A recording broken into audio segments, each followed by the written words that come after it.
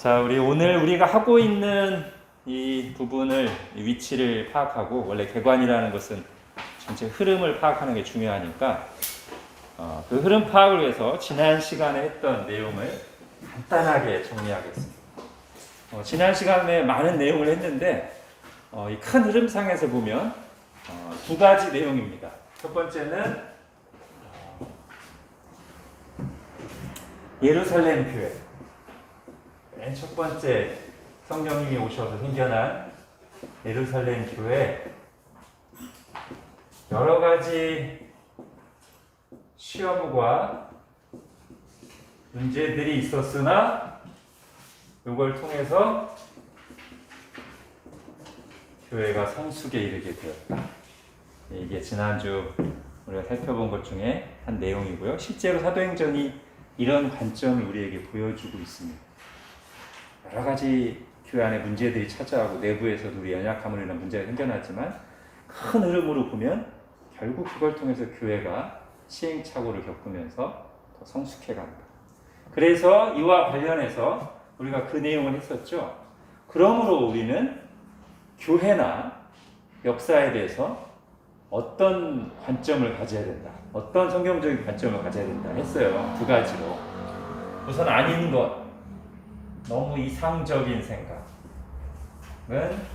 아니고 우리는 오히려 아주 실제적인, 현실적인 관점을 가져야 돼요. 또 하나는 비관적인 관점이 아니라 성경이 우리에게 보여주는 것은 교회나 역사에 대해서 매우 낙관적인 관점을 보여준다는 걸 우리가 들었습니다. 그죠?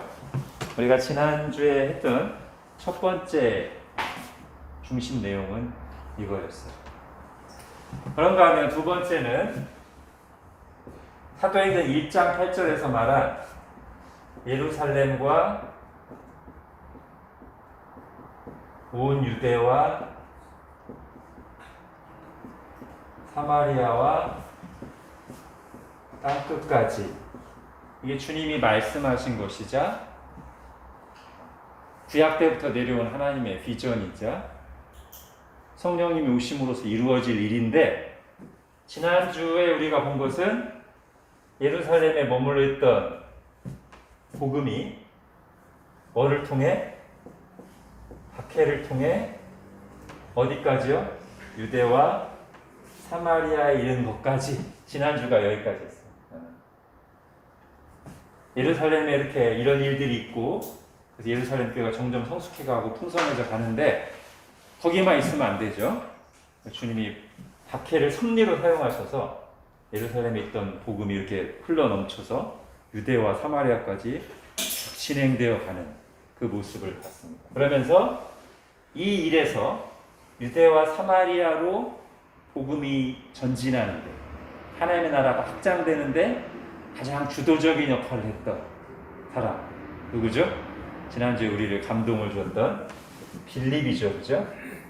우리가 빌립을 볼 때면 야, 이 사람은 뭐에 이끌려 사는가, 뭐가 저 사람을 끌어가는가 볼 때 너무나 분명하게 이 사람은 다른 환경이나 어떤 인간적인 감정이나 이런 거에 끌려가거나 또는 매여 있지 않고 오직 복음과 성령님의 인도하심에 이끌려서 주님이 여기 가라고 하면 가시고 저 사람이 가라고 하면 가시고, 이런 사람을 사용하셔서 주님이 물리적인 장벽뿐만 아니라 편견이라고 하는 장벽도 뛰어넘어서 유대와 사마리아까지 주님이 사도행전 1장 8절의 말씀이 성취되는데 이 사람을 아주 귀하게 사용하셨다는 걸 저희가 봤습니다. 그래서 우리가 이 사람을처럼 우리도 되기를 기도도 했고요. 그죠? 그래서 이 두 가지 모습을 딱 보면 한편으로 내부적으로 문제가 있지만 그게 성숙의 밑거름이 되고, 외부적으로 박해가 있지만 오히려 하나님의 말씀을 따라 복음이 전진하는 계기가 되는 것을 볼 때 이런 말씀이 생각나요.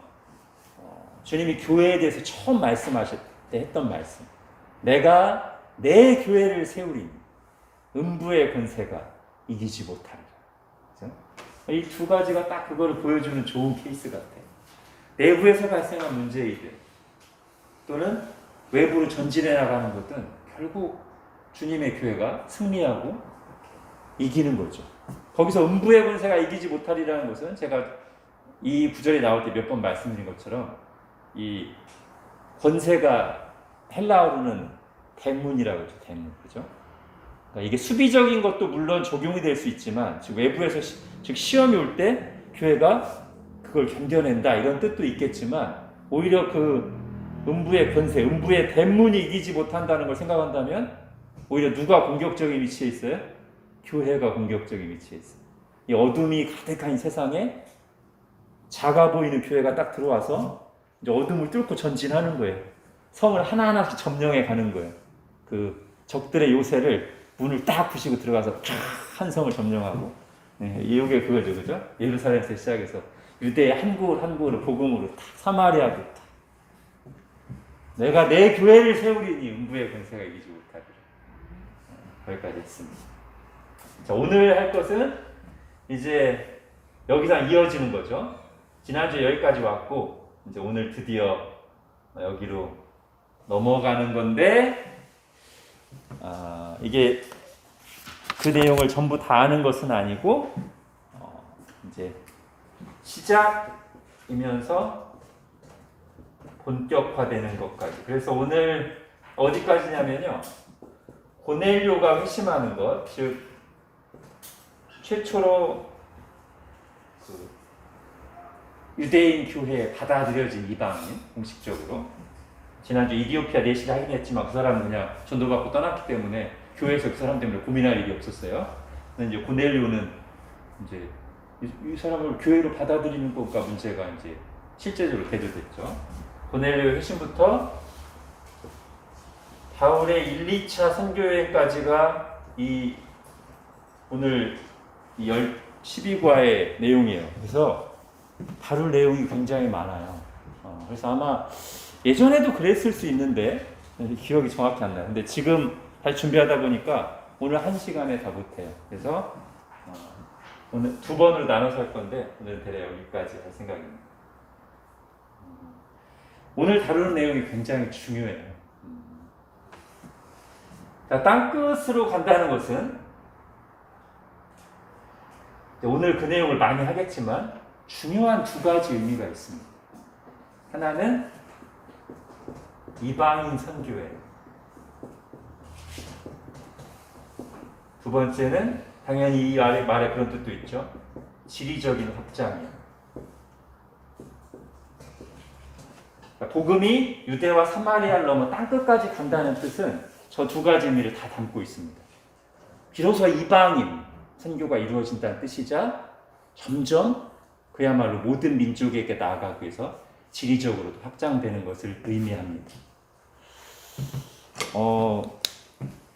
이게 굉장히 중요한 주제이기 때문에 지금까지 말하자면 비유하자면 이런 거예요. 지금까지 장벽은 예루살렘에는 거의 장벽이 없다시피 했어요. 그냥 성령님이 오셔서 베드로가 막 전도하면 3,000명, 5,000명 이게 있어요. 그러나 사마리아 나아갈 때는 어떤 그들 속에 있는 편견의 장벽이 있었죠. 사마리아에 대해서 원래 마음이 닫혀 있었잖아요. 근데 이 장벽을 빌립이 뛰어넘었잖아요. 비유하자면 오늘 여기서 여기로 넘어가는 장벽은 이만한 것입니다. 굉장히 큰 사건이에요. 그렇기 때문에 사도행전에서 유대와 사마리아로 복음이 들어가는 것은 비중을 요만큼 다룬다면 오늘 이제 이방인에게 복음이 들어가는 문제는 비중을 이만큼 해서 다뤄요. 이게 초대교회에서 가장 중요한 이슈 중에 하나입니다. 처음에 기독교가 번져갈 때, 즉 하나님 나라가 확장되어 갈 때 이 신약 성경 시대에 가장 큰 이슈였어요. 이게 잘 정리돼야 돼요. 그거를 서신서에서도 다루지만 사도행전에서 이걸 굉장히 비중 있게 다루고 있습니다. 그래서 오늘 그 얘기를 좀 중심에서 보려고 해요. 자, 땅끝까지 이르러 증인이 되라는 예수님의 명령은 예루살렘 교회 안에서 아직도 충분히 이해되지 못하고 있었습니다. 아직도라는 말은 스데반의 죽음 이후에 일어난 박해로 흩어져서 온 유대와 사마리아까지도 복음이 전파되고 많은 열매가 맺은 그랬는데도 아직도 충분히 이해되지 못하고 있었습니다. 제자들은 멀리 외국 땅의 유대인들에게는 기꺼이 복음을 전하면서도 가까이 이웃에 사는 이방인들에게는 전혀 복음을 전하지 않았습니다. 유대인들 속에 자리 잡은 오랜 편견의 장벽이 복음의 전진을 가로막고 있었습니다.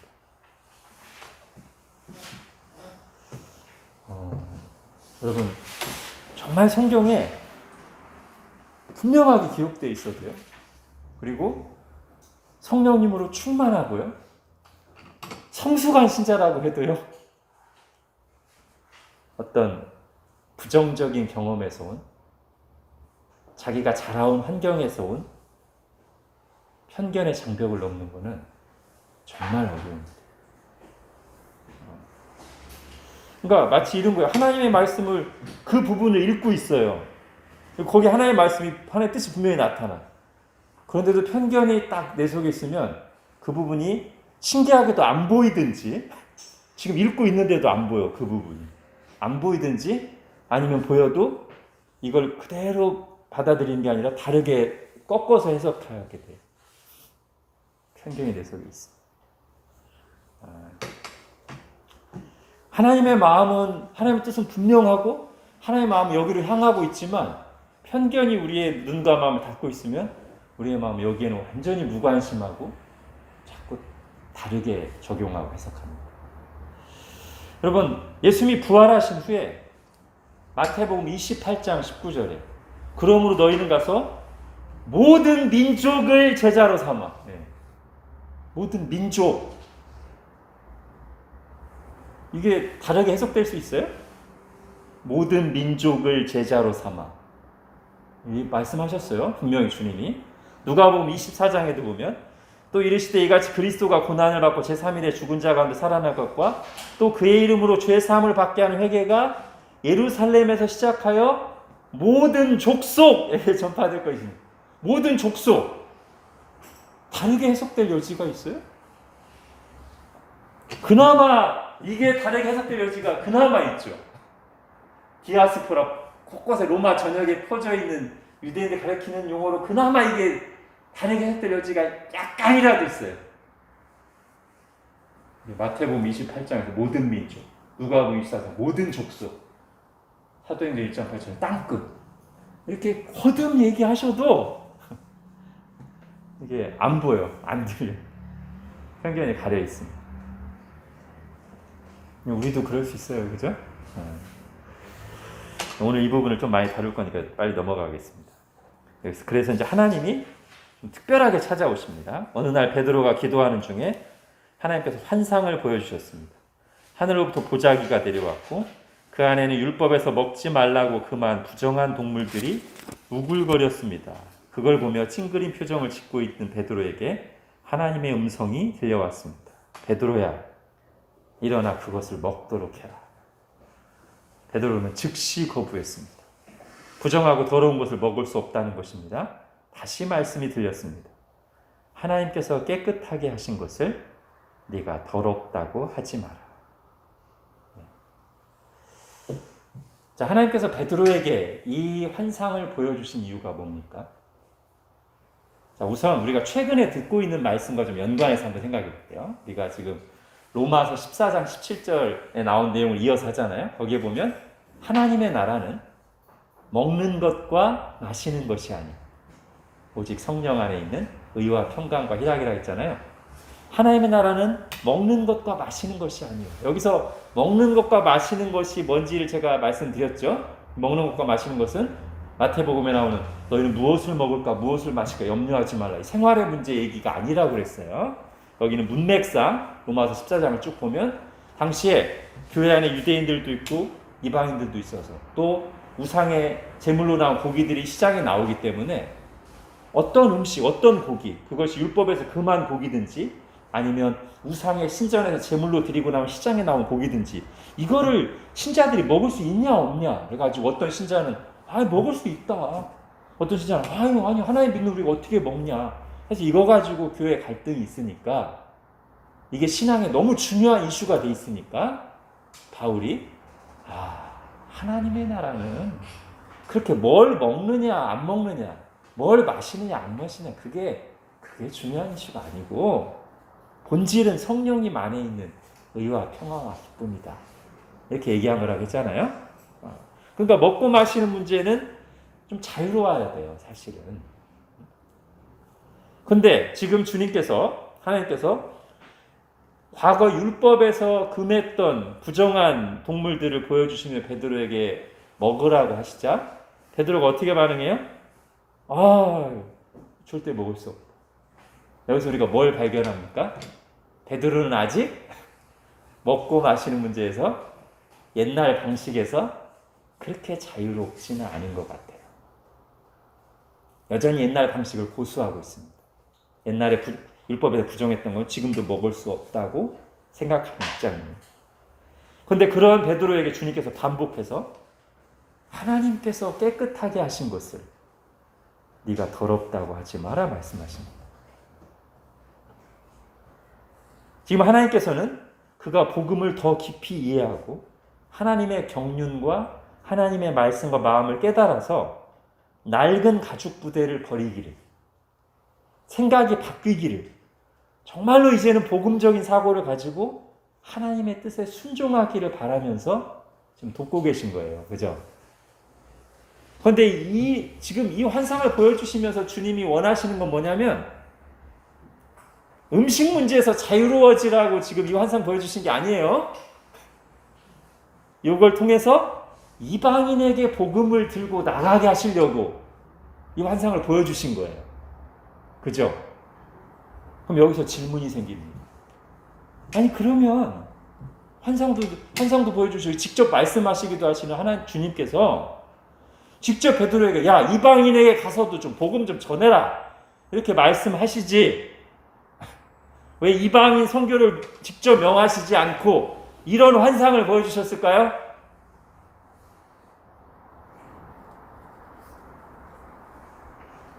네. 자, 두 가지 이유를 생각해 봅니다. 첫 번째는 이거예요. 그동안 이방인 선교 계속 말씀하셨어요. 못 알아듣고 있는 거죠. 아까 제가 예로 들었죠? 세 구절. 모든 민족에게 가서 복음을 전해라. 모든 족속에게 복음을 전해라. 땅끝까지 복음을 전해라. 분명히 여러 번 말씀하셨어요. 근데 못 알아듣고 있어요. 그죠? 자, 두 번째. 그러니까 못 알아듣게 하는, 계속 말씀하셔도 못 알아듣게 하는 베드로 속에 있는 편견을 지금 보게 하시려고 이 환상을 보여주시는 거예요. 이 말씀을 통해서 베드로가 스스로 생각하도록, 자기의 모습을 보도록. 지금 장벽은, 복음이 전진되고 하지 못하고 있는 장벽은 외부에 있는 게 아니에요. 박해가 큰 문제라고 생각하겠지만 오히려 박해를 통해서 복음이 유대와 사마리아까지 퍼졌어요. 쭉쭉 퍼지고 있어요. 지금 하나님 나라가 전진하지 못하고 있는 것은 외부적인 요인이 아닙니다. 내부의 장벽 때문에 막혀 있어요. 그리고 거기에 사도 중에서도 가장 리더격인 베드로도 똑같이 거기에 묶여 있어요. 지금 주님께서 이 환상을 통해서 베드로 스스로 자기의 모습을 보도록 이렇게 하시는 거예요. 자, 똑같은 환상이 3번이나 반복되었습니다. 베드로가 환상의 뜻을 생각하고 있을 때 이방인들이 그를 찾아왔습니다. 예, 이방인들이 먼저 왔어요. 베드로가 가야 되는데 사실은 그렇죠? 원래 주님의 말씀과 마음을 이해하고 순종했다면 이들이 먼저 이방인들에게 갔어야 돼요. 근데 지금 이방인들이 찾아왔어요. 자, 로마 장교 고넬료라는 사람이 천사의 명령을 받고 베드로에게 보낸 사람들이었습니다. 주저하지 말고 그들을 따라가라는 성령의 음성을 따라 베드로는 고넬료의 집에 가서 복음을 전했습니다. 그때까지도 마음 한켠에 이방인에 대한 편견이 있던 베드로는 복음을 듣고 있던 고넬료와 가족들에게 성령께서 내려오시는 것을 보고 깜짝 놀랐습니다. 오순절날 자신과 예루살렘 교회에 일어났던 것과 똑같은 일이 눈앞에 펼쳐졌기 때문입니다. 베드로는 더 이상 망설이지 않고 고넬료 가족들에게 세례를 베풀었습니다. 베드로의 오랜 편견이 깨어지기 시작했습니다. 제가 여기다 표현을 오랜 편견이 깨어졌습니다라고 하지 않고 깨어지기 시작했습니다라고 했습니다. 자, 이 사건을 계기로 이방인에 대한 베드로의 편견이 완전히 깨지고 자유로워졌을까요? 제가 이미 답을 말씀드리고 지금 문제를 내는 건데, 네, 아니에요. 여기 본문에 보면 똑같은 환상 3번 봤죠. 성령님께서 주저하지 말고 가라고 하셨죠. 그 다음에 복음을 전할 때 성령님 똑같이 마시는 거 다 봤어요. 근데도 이 일이 있고 난 뒤에도 베드로의 마음에 이방에 대해서 완전히 자유로워지지 않았어요. 그걸 우리가 어디서 봅니까? 갈라디아서 1장에 보면 바울이 자기 얘기 쭉 하다가 거기에 베드로가 잠깐 엑스트라로 등장해요. 그죠? 같이 밥 먹는데 이방인들하고 예루살렘 교회에서 온 사람들이 온다고 하니까 베드로가 거기서 그 사람들을 의식해서 자리를 피하잖아요. 여기 고넬료 집에 올 때 베드로가 뭐라고 하고 들어오죠? 환상도 보고 오고 성령님께서 주저하지 말고 가라고 해서 왔으면서도 고넬료 집에 들어가기 전에 뭐라고 들어가요? 원래 나는 유대인이고 이방 죄인이 아니기 때문에 이방인들과 접촉하는 게 금지되어 있는데 이렇게 한참 이렇게 설명하고 들어가잖아요. 그때 정신하고 비슷한 것 같아요. 갈라디아서 1장에 보면 이방인들 밥 먹고 있다가 유대에서 사람들이 온다고 하니까 거기서 자리를 피하거든요. 그래서 거기서 이방인의 사도인 바울, 이 문제에서 완전히 자유로운 바울이 거기서 베드로한테 한마디 하죠. 왜 이렇게 위선적으로 행동하는 거예요? 예. 이 베드로가 이렇게 성령님으로 충만하고 한 번 설교하면 3,000명, 5,000명씩 세계하고 최초 이방인에게 세례까지 줬는데도 이 오랜 한계에서 완전히 자유로워지는 게 이렇게 힘들어요. 편견을 벗어나는 일, 정말 내 생각과 내 경험이 아닌 하나님의 말씀을, 복음의 진리를 온전히 나의 가치관으로 삼는 거 정말 어려워요. 제가 오늘은 준비하다가 이 대목에서 이 생각이 났어요. 사람으로는 할 수 없으나 하나님으로서는 다 하실 수 있는 거예요. 여러분, 주님이 이 말씀 하시기 바로 전에 어떤 말씀을 하셨죠? 부자가 천국에 들어가는 것이 낙타가 바늘구멍으로 들어가는 것보다 어렵다. 그러니까 제자들이 깜짝 놀라서 아니 그럼 누가 구원을 받을 수 있습니까? 그랬더니 주님이 하신 말씀이 사람으로는 할 수 없죠. 하나님으로서 할 수 있다. 그거잖아요. 저는 마치 당시에 이방인이 교회 안으로 하나님의 백성으로 아무 조건 없이 받아들여지는 것은 마치 낙타가 바늘구멍으로 들어가는 것만큼이나 어려운 일이었다는 거예요. 베드로조차도 이러니. 그러나 하나님의 은혜와 인도하심으로 그 어려운 일이 일어났다. 이 엄청난 장벽을 뛰어넘었다. 어떻게? 사람으로는 할 수 없습니다. 하나님이 하시는 거예요. 자, 그래서 사도행전은 이 과정을 자세하게 반복해서 보여줍니다. 자, 그 다음 또 볼게요. 아직 자세한 상황을 모르는 예루살렘 교회 일부 신자들은 베드로에게 화가 나 있었습니다. 어떻게 이방인들과 함께 교제할 수 있느냐는 것입니다. 마치 복음서에서 예수님이 세리와 죄인들과 함께 이렇게 즐겁게 식사하고 있으니까 바리새인들이 옆에서 어찌 세리와 죄인들과 함께 식사하는가, 이거랑 비슷하게 베드로가 지금 은혜 충만하게 막 성령이 모셔서 복음 전하고 세례 주고 왔더니만 어찌 이방인과 같이 교제하는가. 비슷해요. 자, 베드로가 자초지정을 낱낱이 설명했습니다. 하나님께서 환상을 보이시고 인도하신 일부터 시작해서 성령님께서 고넬료 가족에게 내려오신 일까지 하나님께서 베푸신 구원을 자세히 전했습니다. 그리고 말했어요. 내가 누구라고 감히 하나님의 뜻을 반대할 수 있겠습니까? 환상 보여주신 분도 하나님, 주저하지 말고 가라고 하신 분도 성령님, 가서 복음을 전했더니 성령님이 임했고 처음부터 끝까지 다 하나님이 하셨는데 내가 어떻게 반대할 수 있는가? 여기까지 베드로가 얘기하니까 그제서야 다른 유대인 신자들도 하나님이 하신 일에 마음을 열기, 여기도 마음을 열었습니다가 아니라 마음을 열기 시작했습니다.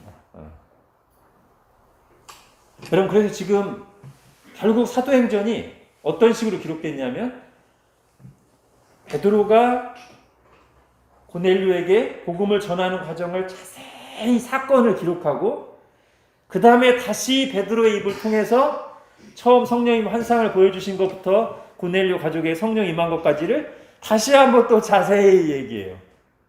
사도행전 10장부터 11장까지 길게. 왜요?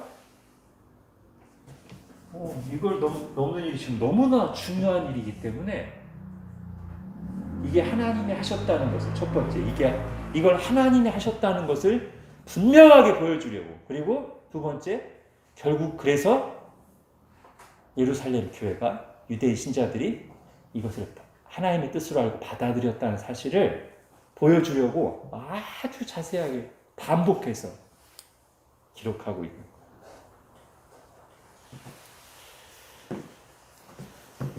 자, 특별히 베드로에게 이 일을 하게 하신 이유를 한번 생각해 볼까요? 그럼 지도를 한번.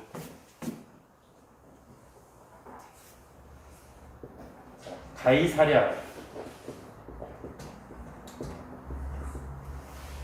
이 사건이 나오는 사도행전 10장에 보면 고넬료가 로마의 군대 장교인데 이 로마 주둔군이 어디냐면 가이사랴에 있어요. 고넬료가 여기 있어요. 근데 천사가 나타나서 자, 요바에 가면 피장 시몬의 집에 베드로가 있다. 요바로. 옆 동네가 아니에요. 한참 떨어져서 밑에 있어요.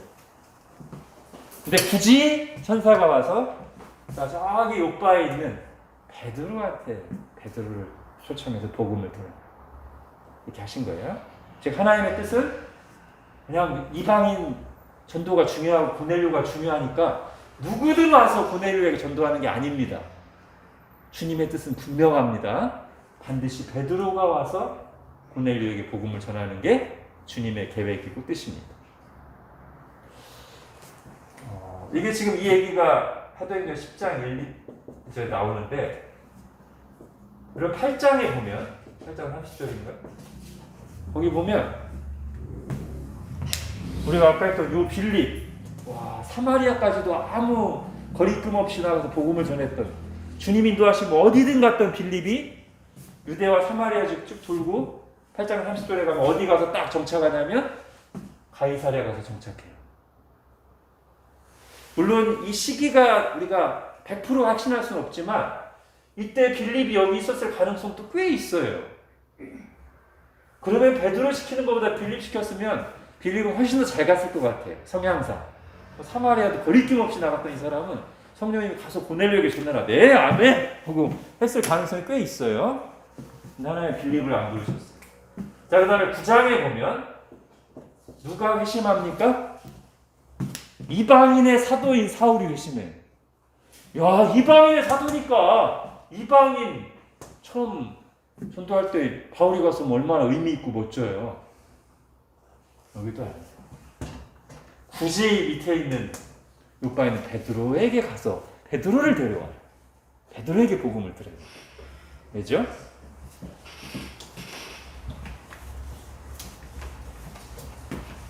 자, 우리가 좀 전에 베드로와 예루살렘 교인들의 태도를 봤습니다. 그죠? 이 사람들 지금 마음속에 넘어설 수 없는 장벽이 있어요. 베드로로 대표되는 사도, 이 터 위에 주님의 교회가 세워지잖아요. 그죠? 근데 지금 일단 유대인 교회가 섰어요. 예루살렘 교회. 만약에 베드로가 아니고 다른 누군가, 예를 들면 바울 위에 처음 고넬료가 바울에서 전도돼서 이렇게 됐다면 아마 이 장벽을 해결하는 것은 너무나 어려운 일이었을 겁니다.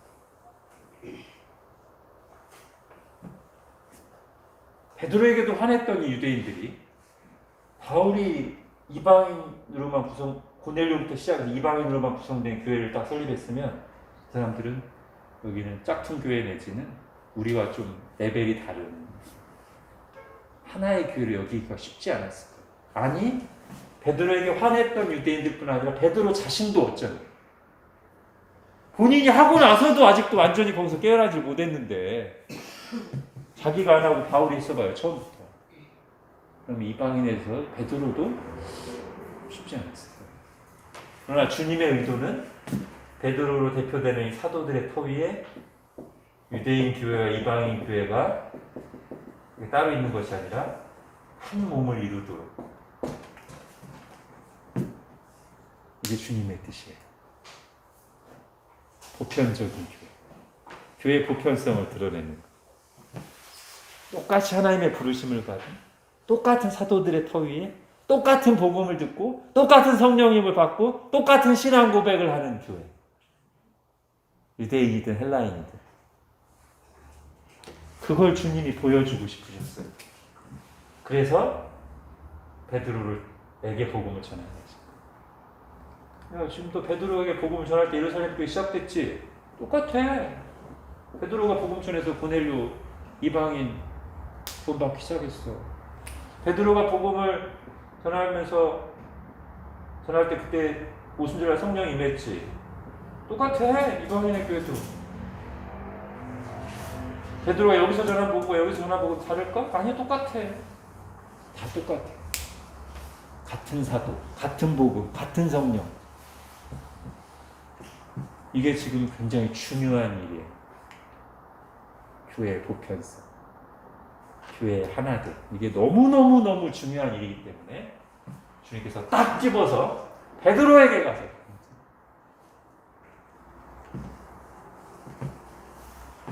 자, 이렇게 함으로써 하나님의 구원 역사를 위한 가장 큰 장벽이 허물어지기 시작했어요.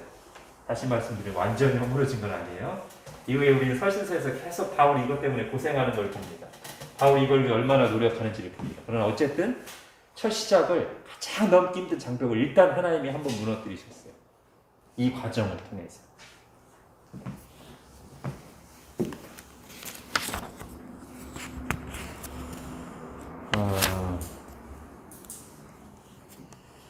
그래서 오늘 이게 중요한 주제여서요. 우리도 좀 이걸 적용해 보려고 합니다.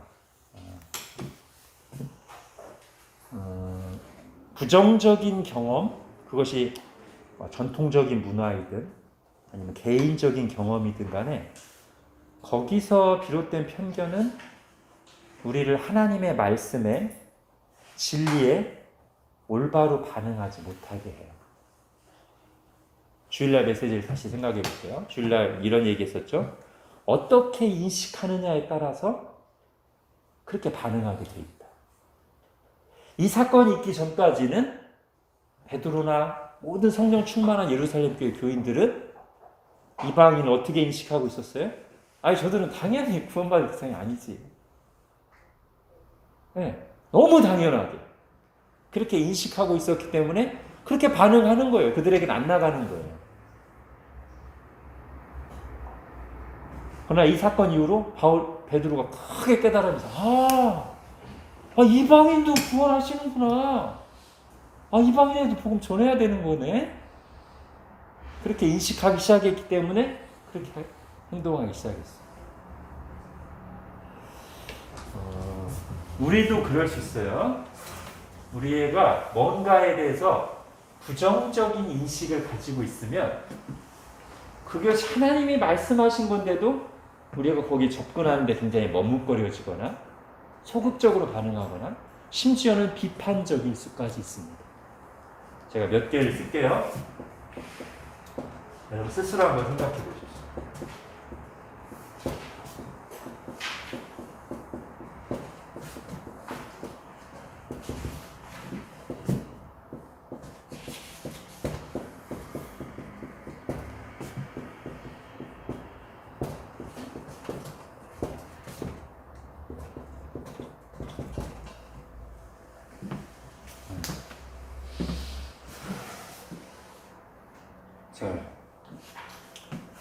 여기 있는 내용들은 다 성경에 나와 있는 거고, 하나님 우리에게 주셨거나 하나님 우리에게 명하시거나 다 그런 내용들이에요.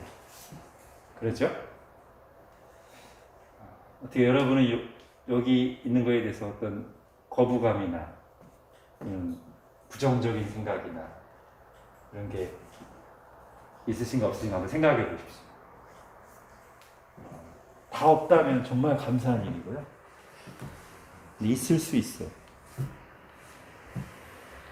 예를 들면 교회에 대해서 부정적인 경험을 가진 사람은 심하면 무교회주의 또는 가난한 성도 아니면 그냥 등록 안 하고 또는 등록해도 큰 교회 뒷자리에 앉아서 그냥 이름 없이 예배만 드리는 그럴 수 있어요. 그죠?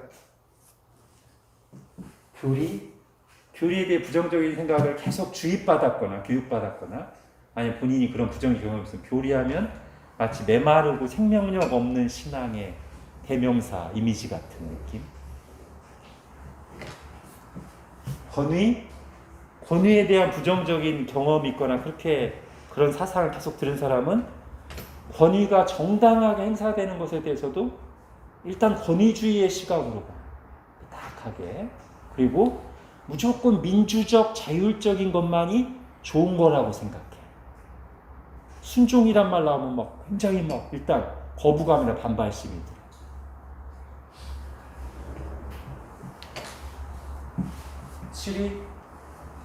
치리에 대해서 부정적인 경험이 있는 사람은 우리 교회는 치리하지 말죠. 이렇게 그냥 너무 당연하게 얘기해. 하는데 은혜가 안 되던데 하지 맙시다. 성령이나 은사, 잘못된 성령운동, 잘못된 은사운동을 경험했거나 그런 얘기를 많이 들은 사람들은 좀 소극적이에요. 성령님에 대해서 얘기하는데. 또는 은사에 대한 얘기를 하는데 이론적으로는 그래 은사 좋은 거 맞지 라고 이론적으로 얘기하지만 다 대화를 나눠보면 은사에 대해서 긍정적인 생각보다는 부정적인 생각이 많아요. 그게 말수가 자꾸 나와. 은사에 대해서.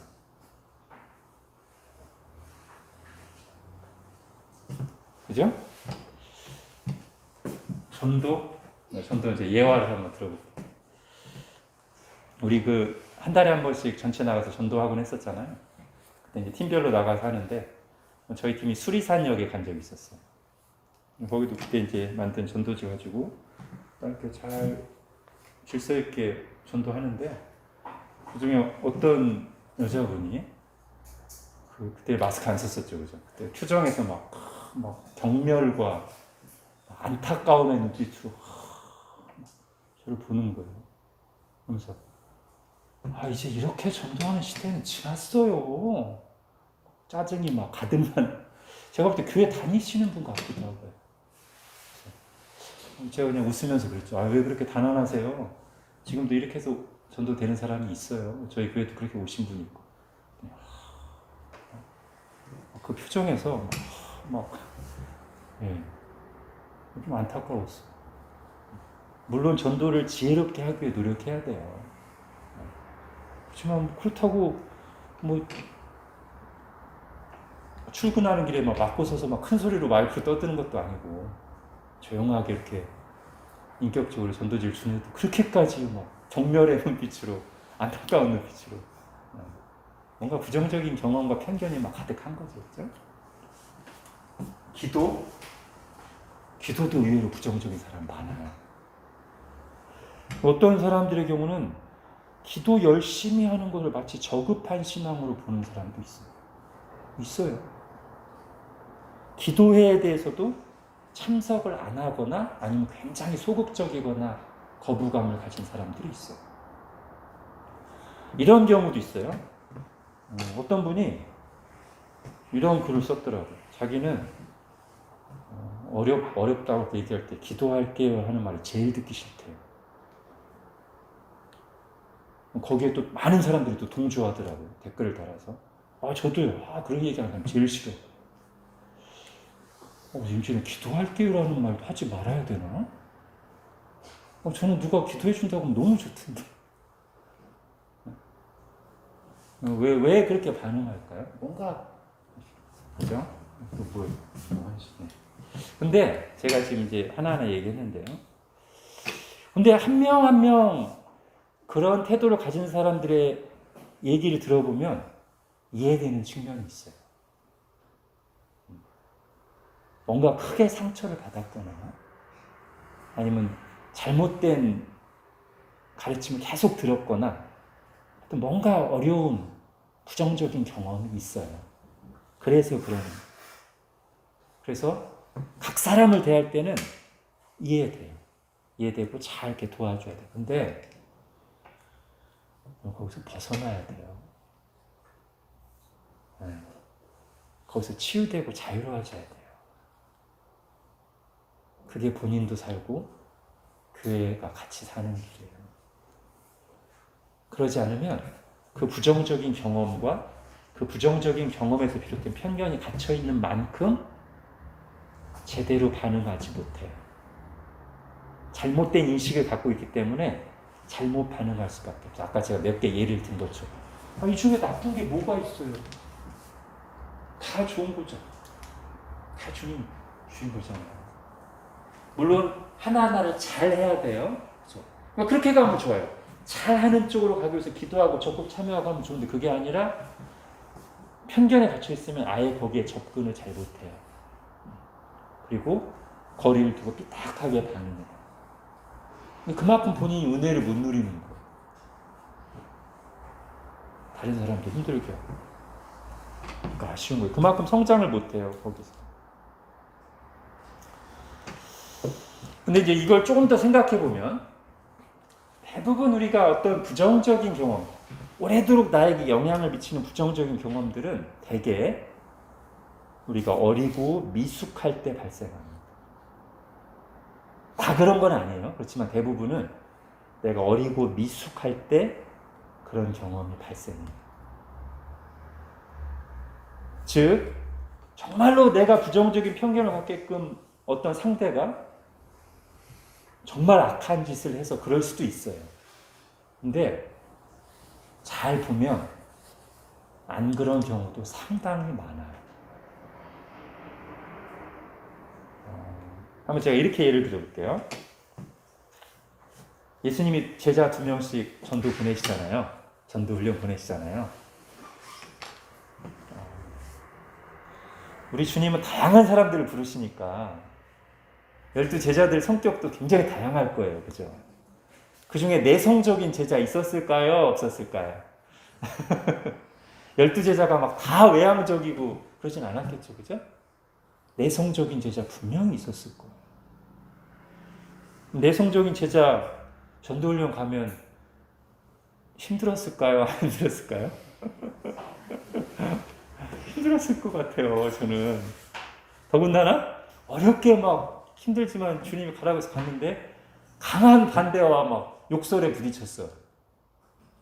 요즘 말로 하면 상처받죠. 그럼 막 심하게 거절당하고 더 힘들죠. 그러면 예를 드는 거예요. 그럼 이게 부정적인 경험이 돼요. 그죠? 근데 여기서 크게 뭐가 누가 잘못하거나 그거 별로 없어요. 물론 뭐 강하게 거부가 욕설까지 한 그 사람은 나쁜 사람이죠. 그거는 뭐 어쩔 수 없죠. 너다 보면. 근데 여기 크게 잘못된 게 없지만 본인이 지금 미숙하기 때문에 그 일이 부담됐던 것이고 그런 상황에서 맞닥뜨린 상황이 나에게 힘들었던 거지. 전도에 문제가 있거나 둘씩 보낸 예수님의 전도 훈련에 문제가 있거나 문제 없거든요. 그런데 이런 경험을 하고 나면 그리고 그걸 잘 소화하지 않으면 전도다 진짜. 전도는 이제 말도 꺼내기 싫어. 전도 훈련? 그런 거 하면 안 돼. 이렇게 갈 수 있는 거예요.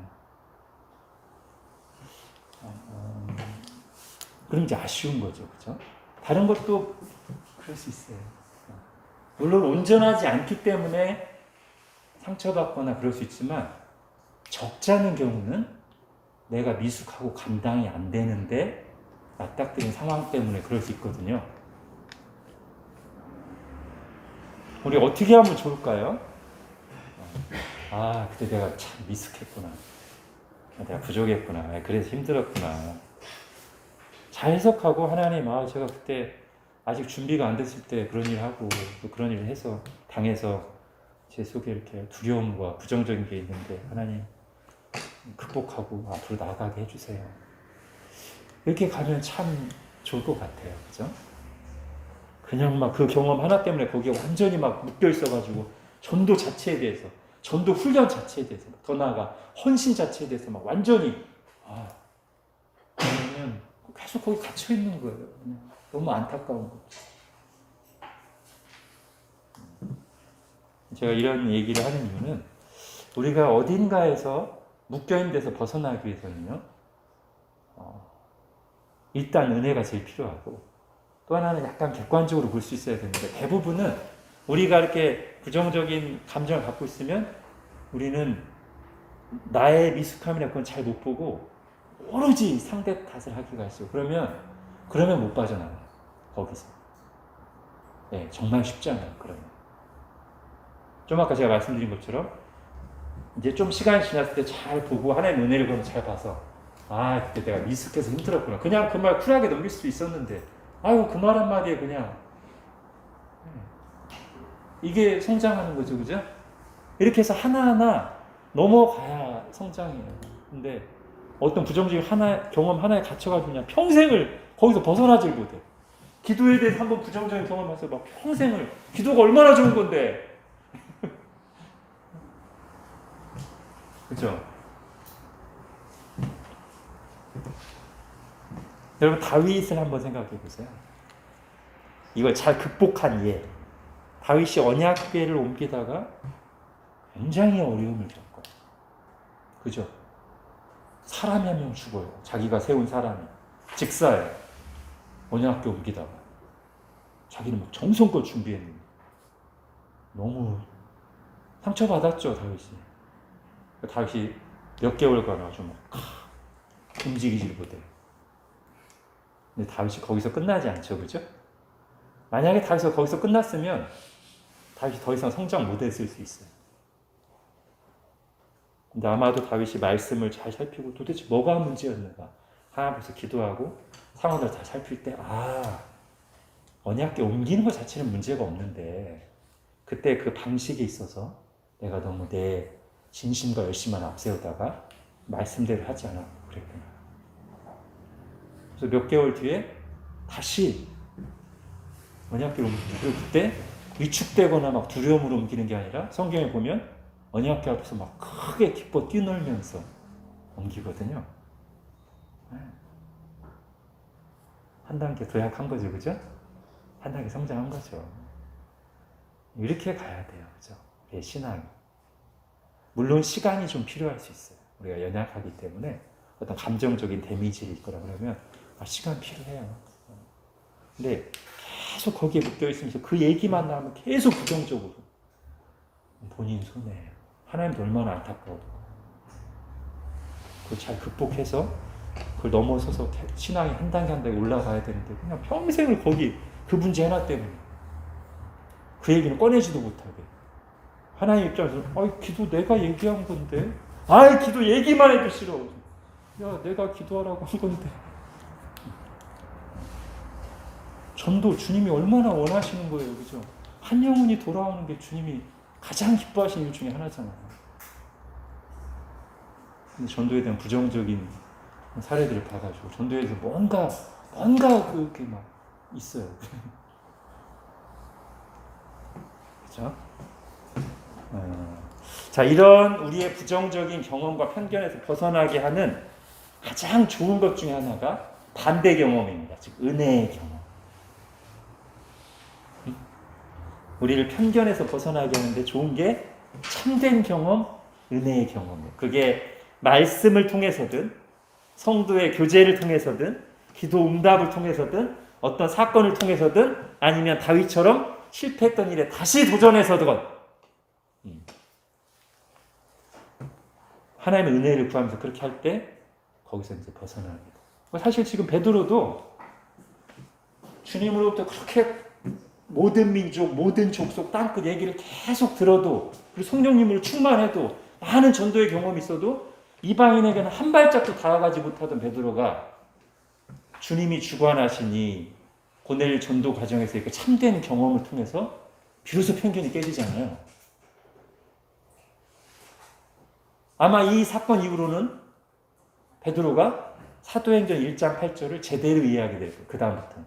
이전까지 베드로는 사도행전 1장 8절 어떻게 했냐면 예루살렘과 온 유대와 사마리아와 그 다음에 땅끝 로마 곳곳에 퍼져 있는 디아스포라 유대인들에게 증인이 되리라 이렇게 얘기했어요. 이전까지는 편견에 갇혀 있어서.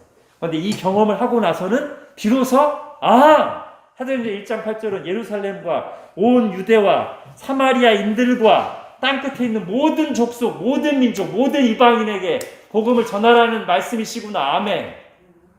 이렇게 이야기합니다. 그죠? 바울도 마찬가지예요.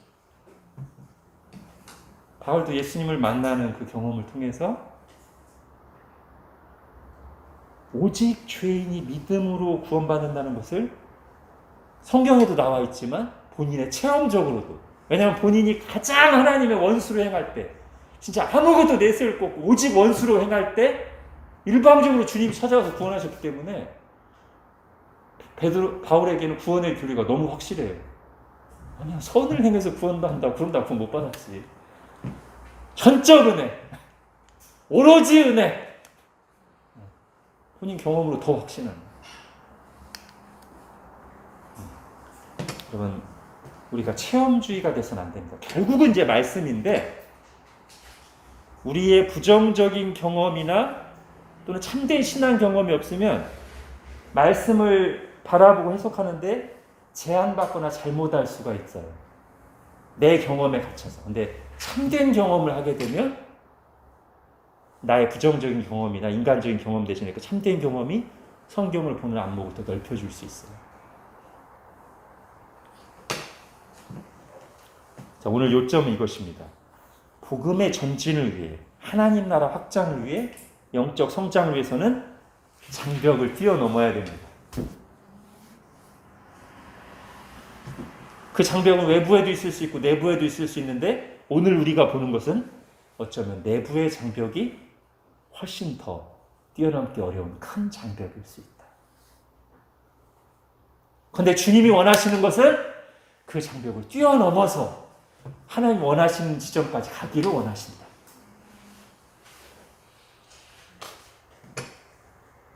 그리고 우리가 기도해야 돼요. 제 안에도 있을 수 있어요. 여러분 안에도 있을 수 있습니다. 크고 작게. 오늘 우리가 그렇게 기도하고 마치길 원합니다. 하나님, 오늘도 주님의 말씀을 들으며 우리에게 적용하여 기도합니다. 그 성령님으로 충만하고 위대한 사도 베드로조차도 마음속에 편견의 장벽을 넘는 것은 마치 낙타가 바늘구멍으로 들어가는 것만큼이나 너무나 어려웠던 일임을 오늘 말씀을 통해 다시 한번 확인합니다. 그러나 주님이 원하시는 것은 계속 거기에 그 편견에, 그 부정적인 경험에 묶여 있는 것이 아니라 하나님의 말씀을 통해, 하나님 주신 참된 경험을 통해 그것을 넘어서고, 그래서 하나님의 뜻과 마음에 온전하게 반응하는 것임을, 그렇게 장벽을 하나하나 뛰어넘어 온전함으로 나아가는 것임을 저희가 다시 들었습니다. 하나님, 우리에게도 왜 이런 것이 없겠습니까? 우리가 미숙하고 연약하며, 그래서 잘못 오해하고 잘못 반응하며, 또한 우리가 그동안 경험하고 걸어온 신앙의 여정에 온전한 것만이 있지 않았기 때문에 우리에게도 부정적인 생각들, 거기서 파생된 편견들, 방어 기제, 그리고 치우칠 생각들이 얼마든지 있을 수 있는데, 하나님 그것을 생각나게 해주시고 드러내 주시고, 또 그 문제를 가지고 주님 앞에 나아갈 때 하나님, 우리 힘으로 뽑을 수 없는 그것을 주님께서 베드로 안에서 뽑아주셨듯이 우리에게서도 온전히 뽑아내 주셔서 우리 힘으로 넘을 수 없는 장벽을 주님의 힘으로 넘고 극복하게 하여 주셔서 우리가 갇혀있지 않고 묶여있지 않고 장벽을 하나하나 뛰어넘으며 주님이 우리를 부르신 그곳으로, 주님이 가라 하시는 곳으로 온전히 나아갈 수 있도록 은혜를 베풀어 주옵소서. 특별히 주님, 그것이 모든 민족이 구원받기를 원하시는 하나님의 뜻과 마음, 그리고 한 영혼 한 영혼이 돌아올 때 너무나 기뻐하신다고 하셨던 그 주님의 마음을 품기를 원합니다. 하나님, 우리에게 그 마음을 더욱 깊이 깨닫게 하시고 부어주시고, 그걸 행하는데 걸림돌이 되는, 머뭇거리게 만드는, 또는 부정적으로 보게 하는 우리 속에 있는 모든 부정적인 생각과 편견들을 걷어내 주시고, 그 하나님의 마음에, 그 하나님의 뜻에 우리가 온전히 반응하며 헌신하며 동참하도록 저희를 이끌어 주옵소서. 예수님의 이름으로 기도합니다. 아멘.